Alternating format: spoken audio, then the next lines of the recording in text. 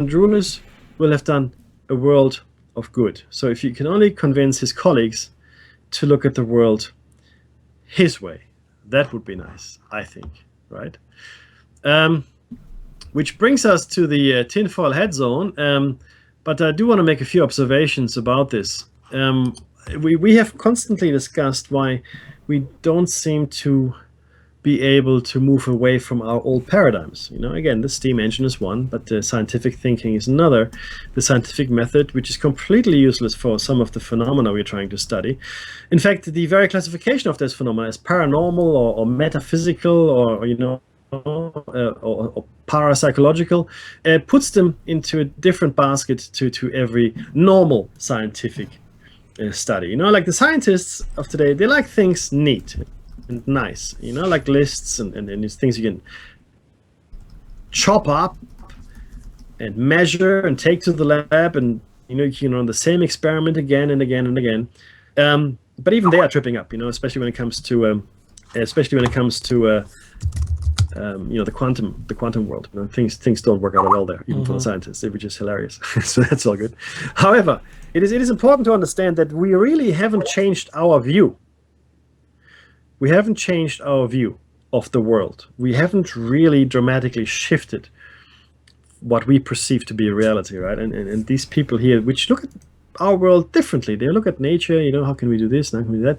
And trying to find a common key to the universe, right? What's the key to the universe? That'd be nice to have, though, right? What's the underlying structure? How do I access the ether? How do I access this much vaunted 0-point energy, which is all around us? It's free. It is free. So something has to give us energy in the first place. All right. So this energy that we're constantly using, we're just converting one form of energy to another. It's already existing. We're actually not making any new energy. There's no new energy that we're making. It is already there. We just, we found a way to split the atom. Oh, good us. We have found a way to, burn wood. That's very nice too. But that's just a way of transforming one state of energy to another. One state of energy, usually through a catalyst. But what if we could tap into the energy directly? Like plug your stereo into the ether, so to speak. Imagine that. Forget the catalysts. Forget about converting one form of energy to another. You get to the source. You get to the source, right? I mean, that's really what should happen, Dave. Oh, I completely agree. Everyone who tells us that the free energy is impossible, I think is attempting to do the wrong thing. Yep. Does it mean? I mean, inevitably, there has to be something else. Remember, we didn't know microwaves existed until we went out into space. We didn't know that that's what the effect, an unshielded body would have to undergo. It's microwaves. Is there something else? Maybe there's something else going on that we don't know of yet. We haven't discovered that it exists yet. And whatever that is, that impossible engine mechie where there's only like a micron between two pieces of steel, and yet it flows plasma out of it. I mean, what on earth's going on there? It makes energy. Why? What? That's right. So when you have the whistleblowers talking about alien technology, where it's just it's a ball with nothing in it, and yet it makes energy from thin air. Yeah. We've had, intrepid, I suppose they'd be, creators, idea people. Stanley Meyer comes to mind. You just take water, you energize it a little bit, it splits into hydrogen and oxygen, you burn it, and it goes back to water. It's an endless cycle. Yep. But the amount of power that's required to split hydrogen and oxygen conventionally is like ramming your 78 Dodge into an apple tree to try and loosen all the apples off it. At 100 miles an hour. I mean, that's just ridiculous. We zap the life out of the water with electricity trying to do it. But he didn't do that. He found it's so easy to just twist an apple and make an apple come off. Well, he did the same thing with hydrogen and water. The bond isn't that permanent. It's actually really easy. It doesn't require all the energy. And, well, he ended up dead. And the other people ended up dead. Because you just can't do that. You're not allowed to just make free energy, Meki. But India, their government has said, go ahead, do it. Make as much free energy as you want. Because we haven't got much. You know, and that can make India the next world power. Imagine if they didn't sell it to anybody and they just used it for themselves. They could have Vimanas, they could fly around and take the world back. There's a thought there, isn't there, Meki? There sure is, sir. No, I completely agree. Whoever is going to win this race, that they've just mentioned, whoever's going to win that race is it's going to be untouchable. It's going to be the superpower. You're right. There's going to be no questions, no discussion. End of story. Thank you very much, everybody. Just hand in your chips now. Okay. Exactly. This is the player. Right. Whoa, and here's the music, guys. Please donate if you can. Very important, right? Donate. It's Listener Fun and Radio. Thanks, guys. It sure is. And don't go anywhere.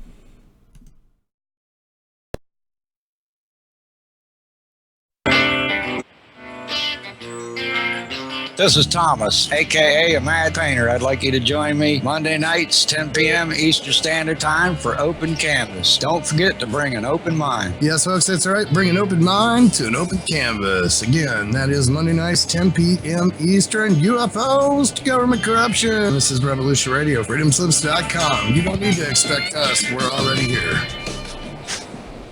There is no denying the world is awakening.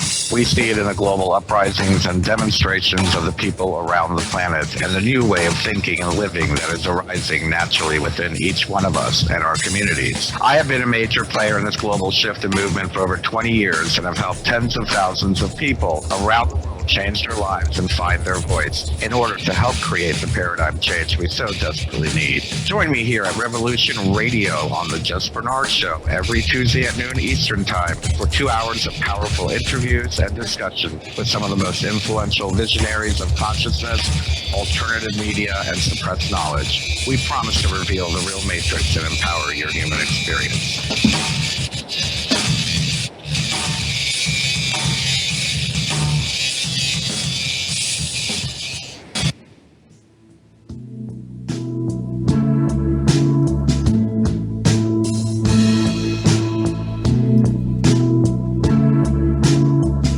Is your data safe? Do you have the necessary information to assist you in confidently living through just about any survival situation?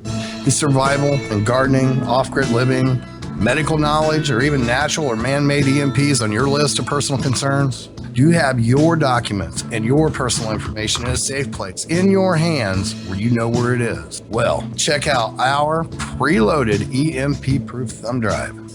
Over 3 gigs of survival documents and how-tos, plus the USDA offline food preservation website, and much, much more, including a surprise bonus we just can't tell you about here. With plenty of room left over to store your most important documents. Imagine if a megavirus or computer failure took out your bank, or all the banks for that matter, are your banking records safe in your hands? So when they get things fixed and repaired, you can say, hey, look, this is what I had. You have it. I want it back. Is your personal data safe? Family records, addresses, phone numbers? Well, squeeze on over to freedomslips.com. Yes, that's www.freedomslips.com. Click the banner on the homepage for the EMP Proof Bullet Drive to get the full scoop of everything that we offer. So, folks, keep your data safe for your peace of mind. Revolution Radio, freedomslips.com. You don't need to expect us. We're already here.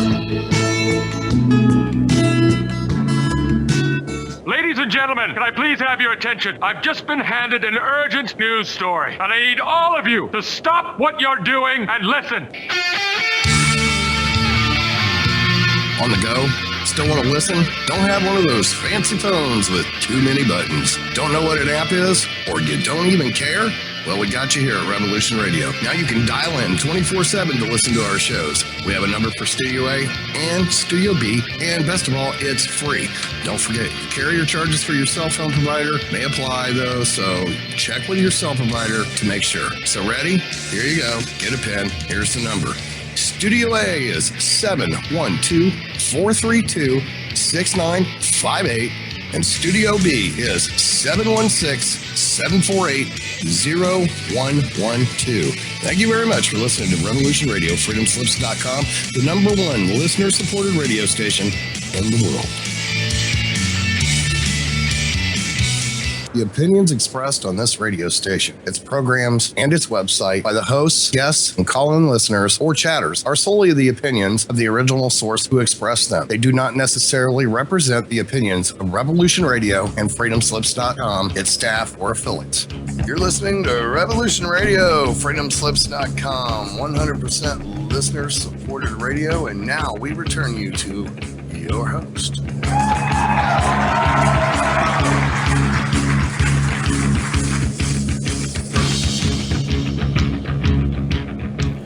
You're back with David Mackey's Shiny Side Out on freedomslips.com. That's right, as Hawk said, the #1 listener-supported talk radio on the net. Well, he said, in fact, the world. I actually like to think about it being the entire universe, well, as long as you can get the Earth's internet. It's probably available, I reckon, out there. Free Wi-Fi, somewhere near Beetlejuice. Since it is listener-funded radio, and you like what you hear, please go to freedomslips.com and push the donate button. It's on the site support page. If you're in the chat, it's on the left-hand side. Your donation is greatly appreciated and helps run this station. I'd like to say hello to everyone who has subscribed to any of our mediums that we're in. And if you follow us, don't forget comments below if you happen to watch this on YouTube. Look, we're glad you're on board. If you're new to freedomslips.com, good for you. I think you found a good place. It's much better info than all the other media outlets combined. Honestly, really is. We're halfway through show number 237. 730 and 200. Which is really good to hear. And at the moment, we're talking about Viktor Schauberger. That's rotational physics and extreme temperature gradients. Now, hang on. Tinfoil heads on, Dave, please. Yeah, oh, it certainly is. Look, we've given you a whole bunch of info coming from all different sources about Viktor. It's very important to remember those as we continue this part 3, this is, of Viktor Schauberger. The story of Viktor Schauberger, an Austrian forester and naturalist, is well known to any who have investigated claims of Nazi development of flying saucers. Yet, and to anyone who has listened to the past 2 shows as well. Yeah, absolutely, notwithstanding. Yet, there are aspects of this story that have escaped even Nick Cook or meticulous researchers such as Henry Stevens. These aspects concern 3 key areas. Number 1, his concern with implosion, extremes of temperature gradients, and vorticular motion were coupled with his detailed study of ancient mathematical doctrines and occult in occulted physics.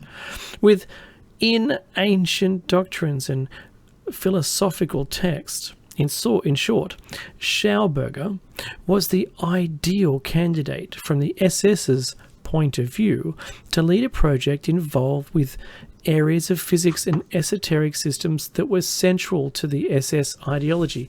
And just before, Mecca, you take the next one, remember that they combed the planet for this. They did. Absolutely. Every single person, every single relic, they went after it all to discover what was going on. Yep, that's a fact. That's not made up. The Indiana Jones movies that you've, I'm sure, heard of, if not watched, not so much fiction. There's a lot of fact in it. I mean, I'm not saying that there are ghosts flying around, but the Nazis were looking for things everywhere. In Tibet, they went into Asia, they went into everywhere. Okay, rightio. Now, secondly, his project was directly connected to the SS, and much to Schauberger's own moral disgust and distaste, was forced to use slave labor from concentration camps.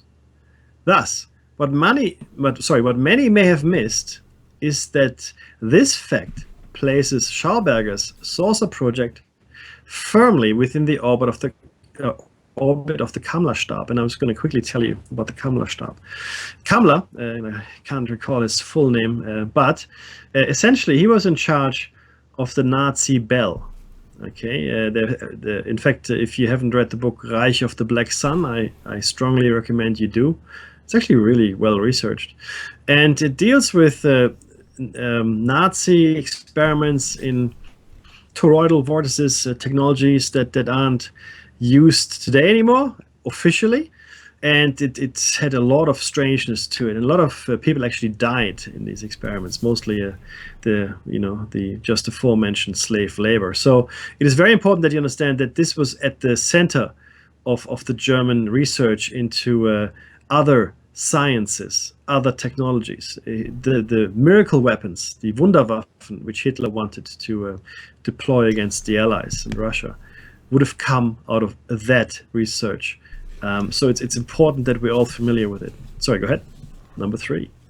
Number 3, Schauberger realized the implications for his implosion physics were such that a super bomb of unbelievable power could be constructed. This means, in effect, that quirky though some of Schauberger's terminology and ideas might have seemed from a conventional physics standpoint, he was, after all, a naturalist and a self-taught physicist and inventor. His ideas were well within the framework being developed in quantum mechanics and the unusual ether vortex. I love that ether. Theories of physics and engineers like Hilgenberg, Kraft, or even the great Gerlach himself. In a nutshell, Schauberger's theories bring us to the very edge of what appear to be a wartime effort, a well-funded, a deeply black effort on the part of the SS to understand the relationship of the zero-point energy, rotating fields, and gravity. Yep, and Nick Cook has written an excellent book called A Hunt for 0 Point. I'll show you. Is my video on at the moment, Dave? No, I wish it were, Mickey. I'll just pause. Sorry, I'll pop it on and hopefully it'll work. But let me just pop on the video, guys. Yep. Because this is a book you should all buy. Hunt for 0 Point, and also Reich of the Black Sun. There are quite a few other very important books. But once you've got those two, you can find your way to the other books. But Hunt for 0 Point is awesome. I just want to quickly spend a little bit of time on this, and then we'll go on, because Nick Cook is a scientific writer, right? He came to this completely cold, right? He was working for Jane's Defense Weekly, okay, in the UK. So he didn't have any interest in any of the paranormal stuff and the esoteric and fringe science. Zero, okay. Jane's Defense Weekly. Very important that you guys read this book. Very, very important. And his research is very, very good. It's excellent, in fact. And it will open up your eyes. It opened up his eyes. it changed his life. It really did. Okay, doing the research and writing the book. But let's go back to this article, which is really, really good. And thanks everybody who has put this together out there in the internet world. Now, firstly, we're going to talk about his basic conceptions. That's Schauberger. Schauberger, and this article we're sharing with you goes into a lot more detail in some areas we've covered earlier. Schauberger began his little-known and quite unconventional career as an unorthodox physicist, as a forester for the Austrian government. We know this. One observation, a breathtakingly simple one, launched him on his career. One day, Schauberger observed a trout in a clear, fast-moving stream. The trout was stationary in the swift current, using a minimum of effort to remain in place. A flick of a fin here, a small movement of the tail there, but it was not fighting the current. Was not fighting the current. Very important to understand. As he pondered this well-known but little understood fact, he came to the realization that the trout was using far less energy to remain motionless than conventional physics would allow. After all, the fish should have been swimming like crazy just to stand still. Makes sense. That's what we would do. We have to swim like crazy against the current. Have you ever been caught in a rip? Don't. But you have to swim like crazy. But that was not all. Schauberger then wondered how the trout, again with so little apparent effort and expenditure of work, could suddenly leap from the water several feet and land upstream against the current. Schauberger decided to study the phenomenon. What he found was the fish seemed somehow to employ extremes of temperature to achieve their stationary place, or conversely to leap suddenly from the water against a swift current. As molecules condensed, they cooled and gave off energy in the form of heat. But Schauberger added one factor that brought him into the realm of unconventional particular physics that Hilgenberg, Gerlach and Kraft and others in Germany were developing. Whenever such condensing took place naturally in nature, it was accomplished by a spiraling motion towards the center of a vortex, a form of motion he called implosion. Schauberger speculated that by deliberately forcing matter... Sorry. What did I say? No, good. Oh, good. You paused. Oh, I'm sorry. Pause for too long, maybe. Schauberger speculated, it was pregnant pause, that by deliberately forcing matter into such a motion, by deliberately compressing it via a spiral vorticular motion, matter might reach such a state that particles in atoms become unglued and transform into a new form of energy. In short, what Schauberger was proposing was a form of cool plasma, brought about by vorticular motion. Schauberger supplemented this idea with all manner of study of natural examples of these types of spirals, well known to mathematicians, to incorporate the golden section and the Fibonacci sequence, as Meki, my esteemed co-host, mentioned earlier, in his own quirky way and terminology. Schauberger was talking about cold plasmas and cold fusion, concepts well in advance of any physics of his day, conventional or otherwise. Absolutely. Now imagine all the effort we poured into the Hadron Collider over in Switzerland had been poured into some kind of toroidal vortex machine, whatever, right? Because what we're doing in the Hadron Collider, we're just smashing things together to see what happens. We smash more things together. We are still the caveman, and it's clearly it's like a baby with a mouth. Two rocks, and we're smashing them together just to see what happens. Smash the rock, smash the rock, smash the rock. Yeah. Look at me. That's what we're there. We're much more sophisticated. Our rocks are a lot smaller, but fundamentally, we haven't really progressed because I believe very strongly, that this kind of science, this kind of insight, and this kind of vision is still being investigated. It's still being driven, guys. Read Nick Cook's book. Read it. The Nazi scientists that came across with Operation Paperclip, all that stuff. Yeah, you just make yourself familiar with it. It is still being investigated today in America, in Russia, and possibly other countries, potentially independently. Let's pray that North Korea never gets a wind of this.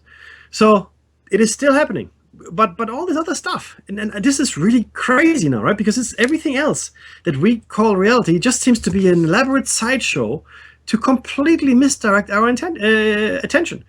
What? It's like a huge puppet theater that they put up in front of your house. It's like that movie with Jim Carrey where he's like, what's it called? The Truman, right? The Truman story, whatever. Yeah, Truman, right? His whole life is completely made up. Every single person in his life is an actor or actress. Every single one, and it's all just there to fool him. Yeah, that's where we're in. That's us. We forget Plato and the cave, thing, which is the same thing really. But Plato had that insight 2,500 years ago. Plato had that insight 2,500 years ago. I'm sure other people had it before that. But anyway, this is not new thinking. Yeah. So all this stuff that we're talking about now, all these amazing things that this would be flying cars. This would be rocket suits. This would be living on Mars. All this stuff, the science we're discussing right now. It would make possible what we consider impossible today. Okay, let's be very clear. I'm very passionate about this because I think we're completely blindsided here. We keep them in the dark. We're like mushrooms. We're mushrooms, all of us. We live in the dark, and guess what they feed us? Yeah, fertilizer. What's fertilizer, right? You know what I'm talking about. Can't really see it on it. Hey, Mackie, just a quick aside, right? Quick really, aside. Yeah. I watched The Matrix #1 again this week, and all I can say is, does it not feel even more like it now? Mm-hmm. Like at some point they just switched, like we're all asleep and they just switched it off, the world we were in, and switched on this virtual world. That honestly, it's feeling like that more and more because of the charade that is perpetrated. Honestly, look, you're right. And it really is crazy. I talk to people all the time about what they feel is happening and why has the news just become a little bit of local pap, and in North Korea are doing it like the 4th test this week, right? Nuclear test. It's like, well, let them do the test. Didn't we all play with those weapons a while ago?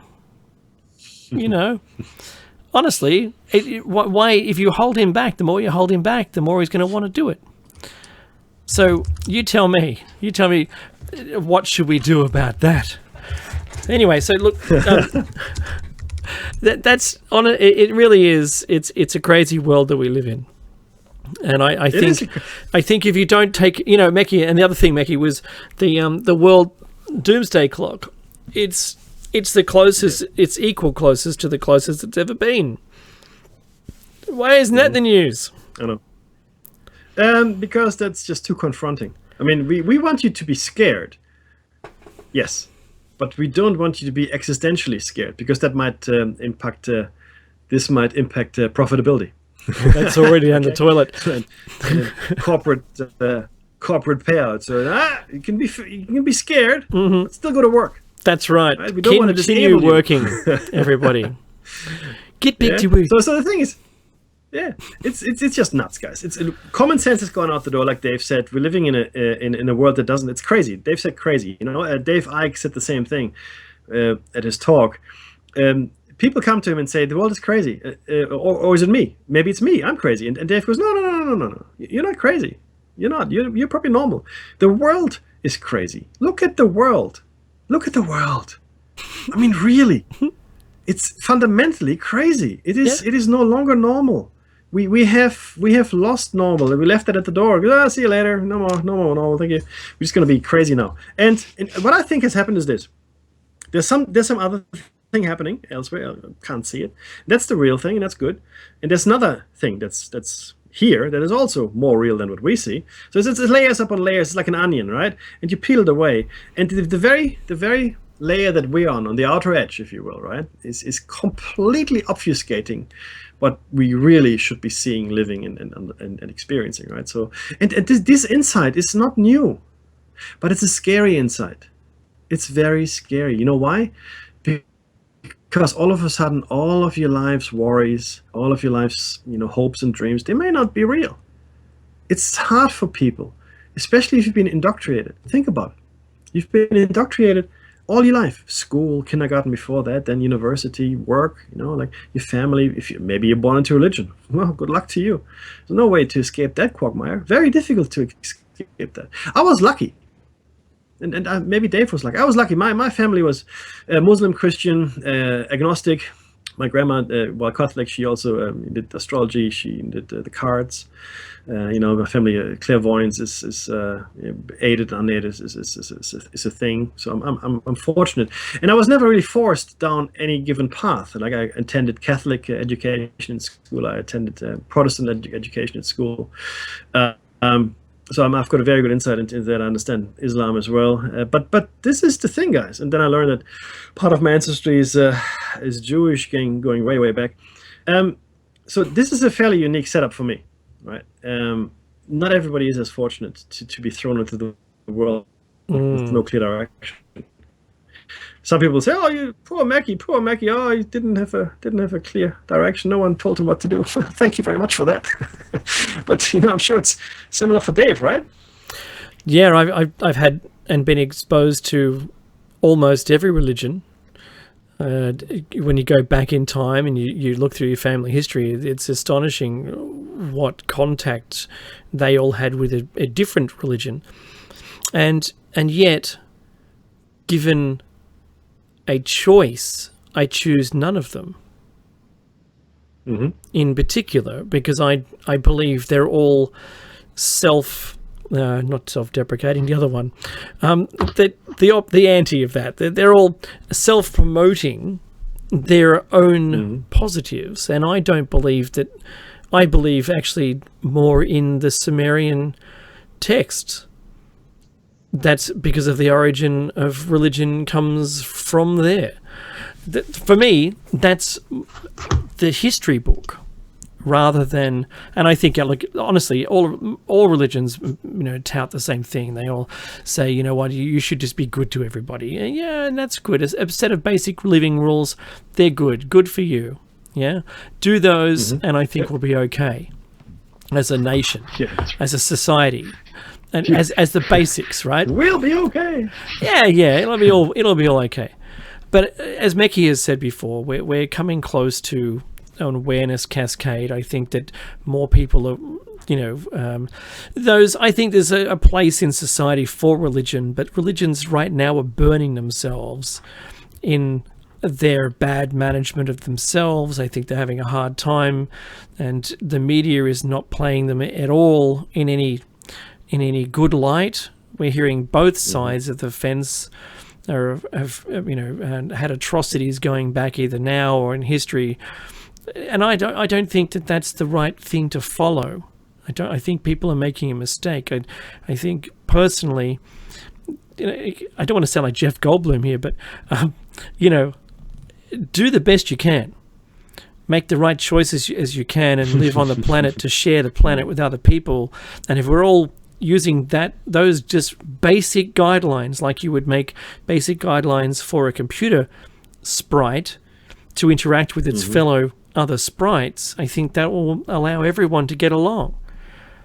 I think it's the fundamentalists that get out there, and on either side, I'm not basing it on any particular religion, but I think people that quote the words themselves, I think they're the nuts. I think those people are crazy. You shouldn't be quoting a specific phrase, and all religions have them, and then because it raises more questions, and you go, is that right? Because here's one that conflicts against that. But this is way to the side, way to the left of the Schauberger tinfoil hat zone. But it's just this thing where we're giving you an example of all this stuff we're talking about has been swept under the carpet. If you talk to anyone in the street about Operation Paperclip, they go, "What? What are you talking about, Paperclip? What are you talking about?" And you go, "Well, all the Nazi scientists basically got split into Russia and the US, and then it became a race of the brains to get us into space. But all the time, that's the public show. In the background, they're doing, anti-gravity, which they kept and have kept under wraps the whole time." See how I brought that Absolutely. back, Mecky? I brought it back. I like it. I like it. Now, Schauberger speculated that by deliberately forcing matter, that's a very nice little chat there, by the way, into such a motion, by deliberately compressing it via a spiral vorticular motion, which is, by the way, the invention that the other guy is just building, matter might reach such a state that particles and atoms become unglued and transformed into a new form of energy. In short, what Schauberger was proposing was a form of cool plasma, brought about by vorticular motion. Schauberger supplemented his idea with all manner of study of natural examples of these types of spirals, well known to mathematicians to incorporate the golden section. And you've already read that one before. I have. You might start Yeah. from these ideas. That's right. These ideas led Schauberger, like his more orthodox quantum mechanics contemporaries, more orthodox. Okay, so think about that. Quantum mechanics is more orthodox than Schauberger's ideas. That's pretty cool. To the conclusion that energy was relatively free and limitless if one only knew how to tap into it. And that's really the crux here, guys. And with extreme temperature gradients, rotating media, and compression of matter to an intense plasma state, Schauberger thought he knew how. These ideas quickly brought him to the attention of a fellow Austrian, I want everybody, Austrian, who was interested in energy independence for his own reasons. Mr. Adolf Hitler, the great dictator, that's right. Austrian, not German, Austrian. In what surely must be one of the most surreal meetings ever held between an orthodox mainstream physicist, a political leader, and an alternative science proponent, Schauberger, was summoned, would probably be the correct word here, to Berlin for a private audience with Hitler. He actually met Hitler. Think about that, guys. This gets really weird now, right, at this point. A measure of the importance that Hitler attached to this meeting may be gleaned from the fact that once Schauberger had accepted Hitler's invitation, his diplomatic papers were expedited in one day. The Nazis took Schauberger very, very seriously. Very seriously. Callum Coates then describes the surreal meeting. Hitler greeted him warmly as a fellow countryman, telling him that he had studied all the reports about Viktor's work thoroughly and he was very impressed with what he had learned, Dave. 30 minutes had been allocated for their discussions, I guess sort of like an interview, which Professor Max Planck, Mecky, had been requested to attend as a scientific advisor shortly before he was rudely deposed from his position as Privy Councillor. Just wait a minute. We're talking about 10 to the minus 35 Max Planck. Mecky. Yep. We know what we're talking about, right? 10 to the minus 35. That's the Planck, the Planck length.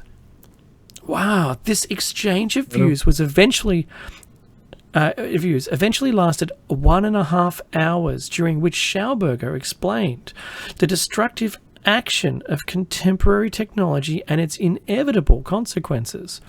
He contrasted this with all the processes of natural motion and temperature of the vital relation between trees, water, and soil productivity.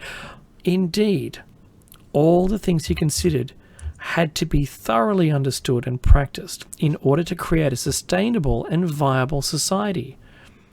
When Viktor had finished his explanations, Max Planck, who had remained silent, was asked his opinion about Viktor's natural theories. Here it comes. His response was the remarkable and revealing statement that science has nothing to do with nature. Eject one Max Planck from the discussion. Good approach.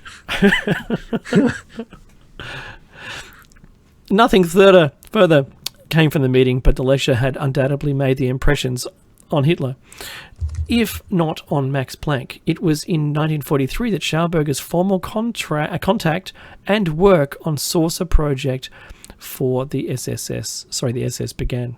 Mecky. In your own time, Mecky.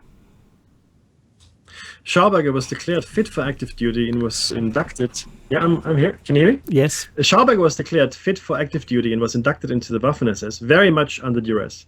He came under the control of Heinrich Himmler, who forced, this is not a Nazi bigwig, who forced him into research to develop a new secret weapon. Provided with suitable accommodation at Schloss, which is Castle, Schönbrunn, the nearby Mauthausen concentration camp, to supply the workforce of prisoner engineers, Viktor was threatened with his life if he did not comply with orders and carry out his research. In spite of these threats, however, Viktor put his foot down and demanded from the SS command the absolute right to select the various engineers he needed. He further demanded that any technicians he chose were to be removed entirely from the camp, fed properly, dressed in normal civilian clothes, and billeted in civilian accommodation. Otherwise, they would be unproductive. As he explained, people who live in fear of their lives and under great emotional stress could work neither consistently nor creatively. Surprisingly, the SS agreed, and so Viktor selected somewhere between 20 and 30 engineers, craftsmen, and tradesmen from Mauthausen to be accommodated in various houses near the plant. That again highlights just how important the Nazis thought Schauberger was. Mm-hmm. It has been to be noted that the induction of Schauberger into the SS, the use of concentration camp labour, and the SS's behaviour in allowing Schauberger full latitude to pursue his project in the manner he wished, even as regards to the housing of the concentration camp workers. All are classic signatures of Kamler's think tank group. In short, well, what an 80s expression, think tank. I remember those. Blue sky, Mickey. Blue skying. In short, this is very strong evidence that Schauberger's team was one component of the Klammerstab. Few of the scientists and engineers Schauberger collected for his project understood what he was trying to construct. And it is difficult to get a measure of just exactly what Schauberger did accomplish, since all of his wartime German patents have simply disappeared. No one knows where. That's a shock. Now we're going to talk about discs and turbines. It seems certain, however, that Schauberger's discs approached the boundary between the German suction saucers and field propulsion craft proper. As a glance at Schauberger's own post-war reconstruction of what these craft looked like will demonstrate. If you've seen these guys, if you've seen what the Nazi flying saucers look like. A post-war design exists for a home electricity generator based upon a simple, though quite unusual, jet turbine. This tornado generator, we just spoke about that someone is wanting to build that now, right? We just spoke about that. Employed a turbine that in turn was made up, not of blades, but of hollow, antelope horn-like spiraling tubes. Once air was forced into this turbine and its tubes, it was then compressed via the spiraling motion of the air through the horns until it escaped, expanded, and pushed the whole tube turbine assembly along. This expanding air was then recirculated to the turbine, where it was again compressed, and so on. Nick Cook, who followed the Schauberger trail via Coates, and his research on the Austrian naturalist's strange ideas back to Germany, commented at length in his book as follows. Something about this whole strand of development had conspired to make it the most classified form of technology in existence, even more so than the bomb. Unlike the bomb, however, this was a secret that had held for more than 50 years. Days after... when they say bomb, they mean the atomic bomb. Yeah, the nuclear bomb. Yes, that's right, atomic bomb. Days after the end of the war, US intelligence agents found Schauberger in Leostein, and apprehended him. Exactly as the Nazi UFO legend had it, the agents, who were almost certainly counterintelligence corps, the same outfit that had detained and interrogated Skoda's director Wilhelm Voss, were remarkably well informed about his entire operation. It was as if, Schauberger noted later, someone had guided them directly to him. Very few people would have been in position to familiarize US intelligence with the parameters of Schauberger's research, or even its exact location. But one of them most certainly would have been SS Obergruppenführer Hans Kammler. That's the name, Hans. Kammlerstab, the Nazi bell. Cook continues.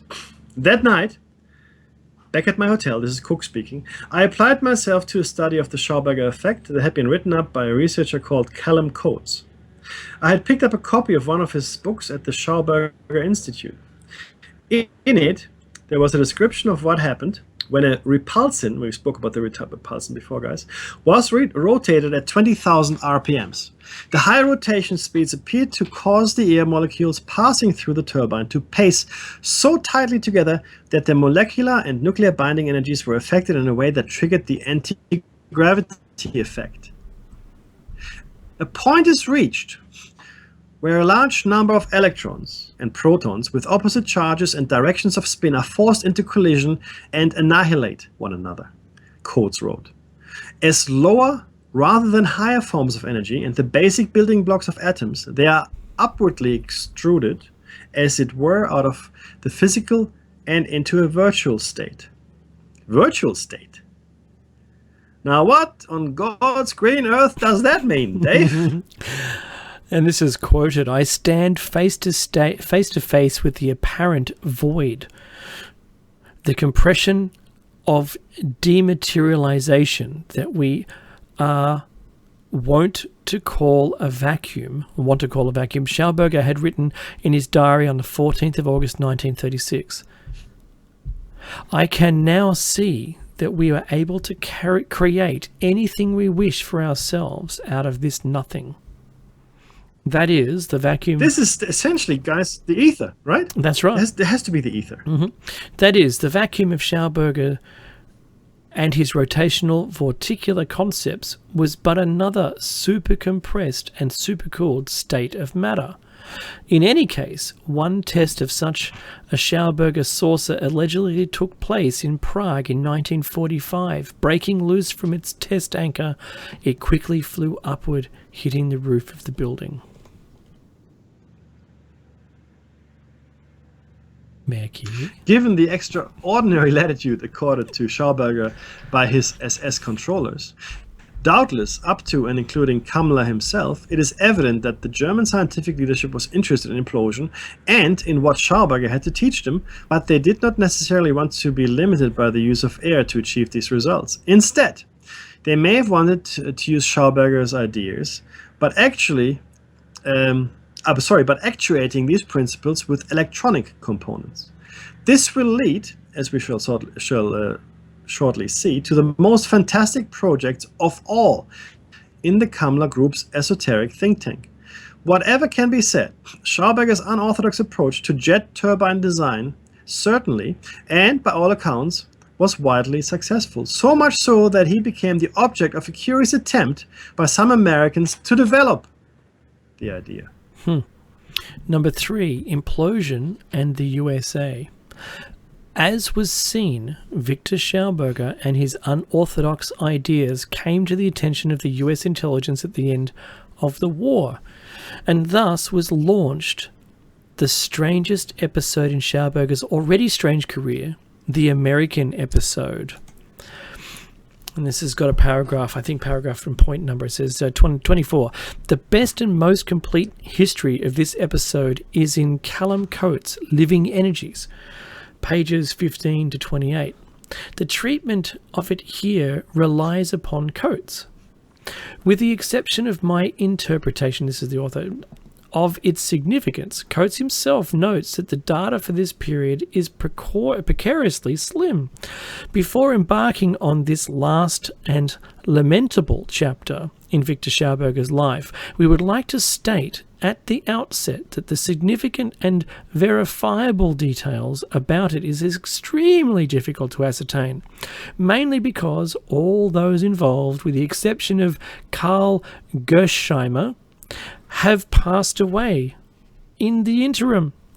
In whatever information is available concerning this tragedy, there is a profusion of conflicting statements, interpretations and timetables which, 37 years after the event, makes the unravelling of what precisely took place in this, for all concerned, abortive endeavour rather problematic.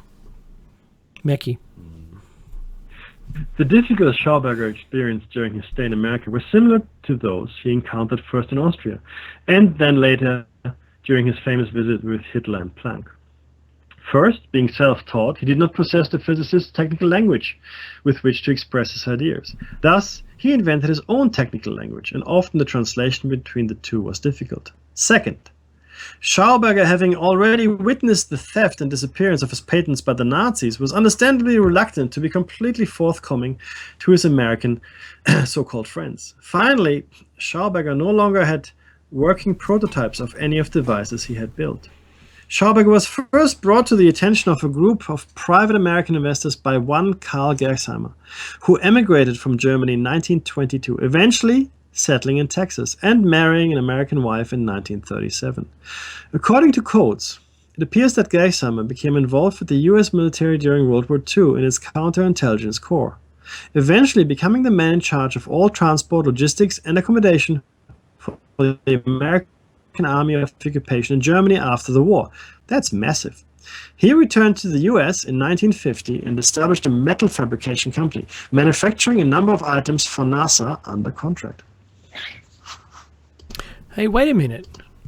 That becoming in charge of all transport, logistic, and accommodation for the American Army of occupation in Germany after the war, it's quite possible, Mekki, that he might have also been in charge of Paperclip. Oh, look. Yes, absolutely. That's the same time period. At the very least involved. Absolutely. Yeah, completely. In this capacity, Gersheimer befriended wealthy American Philadelphia steel magnate Robert Donner. Gersheimer's familiarity with Schauberger's work doubtless acquired during his counterintelligence years in Germany, and his disenchantment with Dr. von Braun's rocket program led him to propose to Donner that they visit Schauberger in Germany personally to offer him the opportunity of private development of his implosion ideas. Gersheimer sold the project to Donner, an intense patriot, by maintaining it would ensure American technology dominance for decades to come. You think about that for a minute. A meeting in Bavaria was finally arranged between Gersheimer, Walter Schauberger, Viktor's son, and Viktor, eventually squeezing out the European competition for his ideas with promises of large funding. Gersheimer was able to persuade Viktor to come to America, as we learned earlier, as part of the contract negotiated for an American stay of 3 months. It was agreed that Walter Schauberger, a physicist and mathematician, was to accompany his father and would be expected to stay for a year in order to assist in the scientific interpretation of Viktor's ideas, for which there was often no recognized scientific terminology. That's right. And that's really the kicker here when you're like a self-made genius, right? You've got all these ideas, but how to express them to the rest of the dimwits? Schauberger also stipulated that his trusted machinist, Alois Renner, who had collaborated with him in the construction of several of his devices, be brought to the S as well. Gersheimer was of the opinion, however, that Walter Schauberger neither knew nor understood much about his father's theories. Eventually, though, the two Schaubergers flew to Dallas, and then they were driven to Sherman, Texas, where they were virtually interred as the house guests of Donner associate Harold W. Troughton on his ranch. So they were, virtual prisoners, if you will. Gersheimer quickly became disenchanted with Schauberger's ideas, which appeared to him to be increasingly so much gobbledygook. Again, hard to express your genius. Having communicated these concerns to Robert Donner, who became concerned for the success of his project, Donner flew to Brookhaven's National Atomic Research Laboratories to seek expert scientific opinion. He secured the services of a technician who also spoke German, Erich A. Börner, who was sufficiently familiar with the terminology of nuclear physics to be able to translate and transmit any information to the scientific evaluators that the Schaubergers might provide. Viktor Schauberger spent about 10 days from August 20th to August 31st writing reports to Börner. He had been instructed to write them in his own words without regard or to attempt to use proper scientific terminology because of the actual physical distance between the Schaubergers and Erich Börner and their intermediarship of the Gersheimer. The Schaubergers gained the impression that it was Börner himself who headed an important particle accelerator project then underway in Brookhaven. And this in turn magnified their fears about the possible motivations behind the sudden American interest in their implosion concepts. Think about that. Walter Schauberger admitted that in the process of producing their reports, it dawned on them that a bomb could be possible be produced through implosion that was magnitudes more powerful than a hydrogen bomb. Assuming Boehner to be more influential than he was, Viktor and Walter became convinced that all the information they were supplying to him was being passed directly to the US government and the military.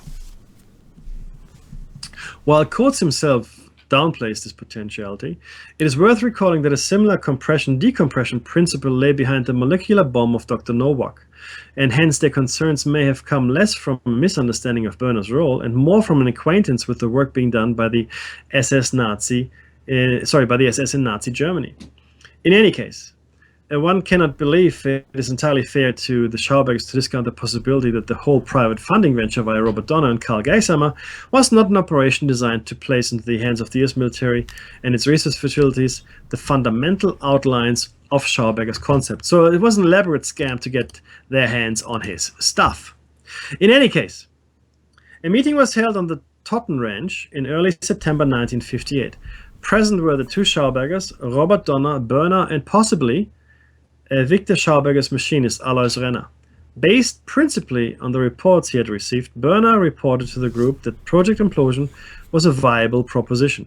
Boehner believed that the solution of the problem of energy lay in the proper interpretation of the Max Planck equation E equals h times v, formulated in 1900, and the Friedrich Hasenauer Albert Einstein equation E equals mc squared.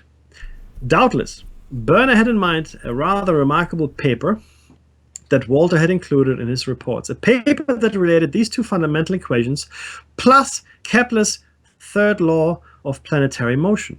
In any case, with Viktor's health failing and his insistence to be returned to his beloved Austria as quickly as possible, the situation quickly deteriorated between the Schaubergers and Donner. Donner essentially held the two Austrians hostage until Viktor signed the contract handing over all of his ideas, inventions and conceptions to the Donner-Gerxheim consortium. Only with considerable pressure was Donner even persuaded to provide Viktor with a German translation. Kurtz himself states the following, Dave. I have studied this document myself, and it does state in quite unequivocal terms that not only were Viktor's models, sketches, prototypes, reports, and other data to become the sole property of the Donner-Gersheimer consortium, but that Viktor was to commit himself to total silence on anything connected with implosion thereafter. The deplorable upshot of this, however, is that all Viktor's models, prototypes, drawings, detailed data, including professional, Popal, original report implying that what might be termed negative friction was in actuality have remained the possession of the Donner-Gersheimer consortium. That this report was actually part of a parcel of this project is confirmed by the Viktor's reference to it in one of his reports to Boehner dated the 23rd or 24th of August 1958. What does it all mean? For one thing, it means that during the precise period that Nick Cook notes that all the references to anti-gravity research began to disappear in the British and American press. Bingo. You're absolutely right. An American industrialist with obvious ties to the defense and nuclear research agencies of the USA had successfully obtained all of the papers of one Nazi German's most deeply classified research project scientists. For another, it seems to have indicated that there may have been more to the science Schauberger had propounded that orthodox mainstream science will admit to, or that the contemporary military will allow to be discussed.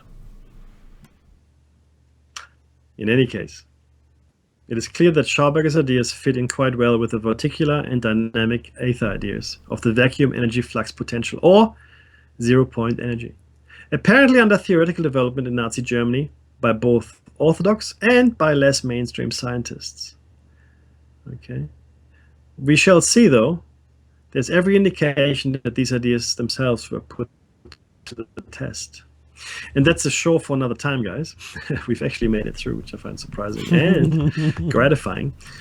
We've touched on a lot of things here, and we included this last article because it went into significantly more detail than some of the material we shared with you before. It is very, very, very, very, very important to see also the link of all the anti-gravity technology, research and promises, flying cars, blah, blah, blah, all that stuff began to disappear. It began to disappear at that time. Okay, it's very interesting. It's also interesting that Nick Cook, a hard-nosed scientific journalist, if you will, working for Jane's Defense Weekly, researched this. And in fact, he didn't really want to research it in the first place. If you read the book Hunt for 0 Point, you'll find it very interesting how he got into this. But it changed his life. He became a researcher into these matters. And once you open Pandora's box, it's very, very, very difficult to find your way out of it again, right? Pandora's box opens up into the rabbit hole, guys. Okay, it doesn't matter which way your research starts or your journey begins. It's completely irrelevant. Maybe you liked Yetis, or you are an experiencer, or you believe that Atlantis was lost. It really doesn't matter. It's completely irrelevant. Whichever interest brings you here, at the end, you will all end up at the same rabbit hole. Same rabbit hole. There's nothing we can do about that. Okay, we have but scratched the surface in the last 5 years. We have but scratched the surface in the last 5 years. Our theory, as good we think it is, our hypothesis, I should say, is still incomplete. It could be quite wrong, of course. But it is an attempt to explain what has been happening and is happening and may happen in the future. Right? We're not trying to predict doomsday future, not at all. In fact, our outlook is much more positive than that. Right? We believe that the awareness cascade, if it's allowed to happen, will elevate us in an instant, or most of us. Because again, I don't think all of us are in the same boat here, guys. I don't think all of us are in the same boat on this planet. There's some people in a slightly different boat. Like they said in was it George Orwell's was it the Animal Farm? Animal Farm. Mm-hmm. All animals are equal. Yes, but some animals are more equal. Okay, so that's very true here as well. And some animals might not even be animals. Okay, it gets very complicated. And like I said though, if you enjoy this kind of stuff, stay with Freedom Slips, listen to the other hosts, buy the books, read the books, understand the books, form your own ideas. That's pretty much what we should do, Dave, right? It sure is. Like I said, I've actually seen the example of Schauberger's toroidal tornado contraption machine. And I say contraption, I really do. I don't mean that negatively. I think his son was spinning it around and saying, well, this is what he made. And it's disappointing to see that's all it is. It hasn't got a motor connected to it. It's not being driven by anything. And they say, well, this was another failed idea at whatever it was, right? And it's sad to see that. You just think about it for a minute. What was the fellow of Skunkworks, the head of Skunkworks? And he said, we've got the technology to take E.T. home. Yes. There's the music. And there it is. Come back next week, guys. You should. On new topic. That'll be episode 238. We'll see you then. Don't forget comments below, and I apologize for all of the outage today. See you next week, guys. Bye.